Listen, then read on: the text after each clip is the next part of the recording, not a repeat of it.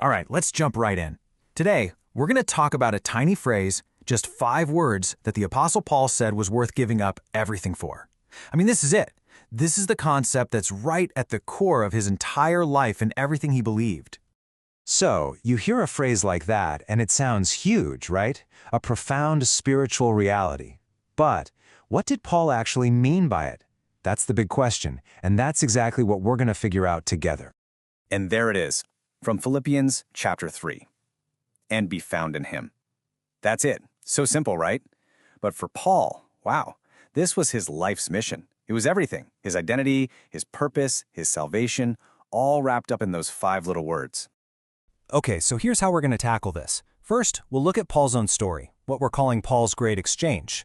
Then we'll really unpack what found in him means. After that, we'll see how it's basically the blueprint for salvation, salvation's 4 pillars. We'll also look at this huge contrast he sets up, a tale of 2 righteousnesses. And finally, we'll get practical. What does it mean to live by his faith? All right, first up, Paul's great exchange. To really get this phrase, you have to go back to the beginning, to this totally life-shattering moment that changed everything for him. I mean, everything, and I mean everything changed for Paul on that road to Damascus. It was this incredible exchange. He basically threw away his entire resume, his status, all the points he thought he'd scored by following the law, and he traded it all for just one thing, the presence of Christ. And you can see it right here in Philippians 3, verses 8 and 9. Paul's basically saying, all that stuff I was so proud of? It's garbage. It's a loss compared to how amazing it is to know Christ. And notice, his goal wasn't just to, learn some facts about Christ. No, it was to gain him, to be found in him. That was the prize.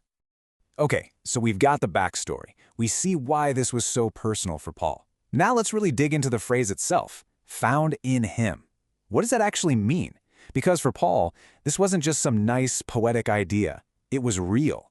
So let's see what the Bible itself has to say. So yeah, what does it mean to be found in him? Are we talking about a physical place, a certain feeling, a legal thing? What is it? Turns out, Paul actually drops a bunch of clues for us in his other letters. So if you start connecting the dots from his letters, this amazing picture starts to form. Being in Christ means you were chosen. That's from Ephesians 1:4. It means you're made righteous. That's 2 Corinthians 5:21. It's where the fullness of God is. Colossians 2:9 tells us that. And maybe the most mind-blowing one of all, from Galatians 2:20. It means Christ is literally living inside of you. And get this whole idea is way bigger than just you or me. For Paul, this is God's master plan for everything. In Ephesians chapter 1, he says the ultimate goal is to bring all things, in heaven and on earth, together as one in Christ. We're talking about a plan on a cosmic scale here. Okay, so keeping that huge cosmic picture in mind, let's zoom back in a bit. Let's see how this one little phrase is basically the blueprint for the whole journey of salvation. It's not just a piece of the puzzle. It's the box the puzzle comes in. It's the whole thing.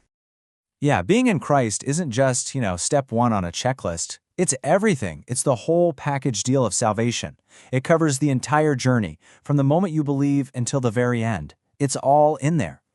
And Paul actually breaks down this package for us in 1 Corinthians chapter 1, verse 30. He says Christ becomes 4 things for us. First, our wisdom. He's the one who helps us finally get it.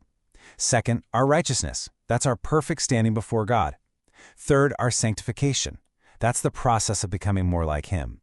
And finally, our redemption, the ultimate rescue. Those are the 4 pillars, and guess what?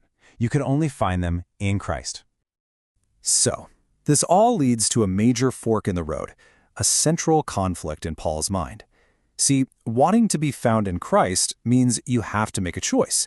You have to pick between 2 totally different ways of trying to get right with God. And Paul spells it out for us right there in Philippians 3. Path number 1, my own righteousness. This is the one you try to earn by following all the rules. But, as he says in Galatians 3, verses 21 and 22, there's a huge problem. That path is a dead end. It can't give life. Then there's path number 2, the righteousness that comes from God. This one you receive through faith in Christ. And that, Paul says, is the only way to really live. And you have to understand, this wasn't just some academic debate for Paul. This was everything. He had this earth-shattering realization that all his work, all his striving to be perfect on his own, it was all for nothing. The only righteousness that could actually save him had to be a gift.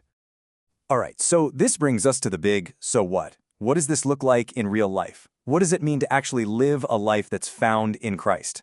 Well, it completely changes how you even think about faith. You see, the faith Paul is talking about isn't just nodding your head and saying, yeah, I believe that. I mean, the book of James, chapter 2, makes a great point. Even the demons believe in God, and it just makes them tremble. No, saving faith, the kind that actually puts you in Christ, has to be something much, much deeper. And this is so cool. The actual Greek word Paul uses here is pistis. And pistis is a rich word. It doesn't just mean belief in your head. It's more like faithfulness, loyalty. It's a trust that you actually live out. It's active. And really, this all comes together in one of the most powerful verses he ever wrote, in Galatians chapter 2. This is it. This is what it looks like to be found in him. The old you, the one trying so hard to be good enough, is gone. The new life you're living, it isn't even yours anymore. It's Christ living his life through you. So you end up with this beautiful paradox, right? We're saved by faith, yes. But it's not just our faith doing the heavy lifting. We are actually living by his perfect faith, his faithfulness. And that power works through our trust in him. It's a genuine union. And that brings us full circle. Remember how Paul saw giving up all his accomplishments not as a loss, but as a massive gain? The ultimate win? So that's the question I want to leave you with. If this is the great exchange he was so excited about, what does it truly mean for you, in your life, to gain Christ?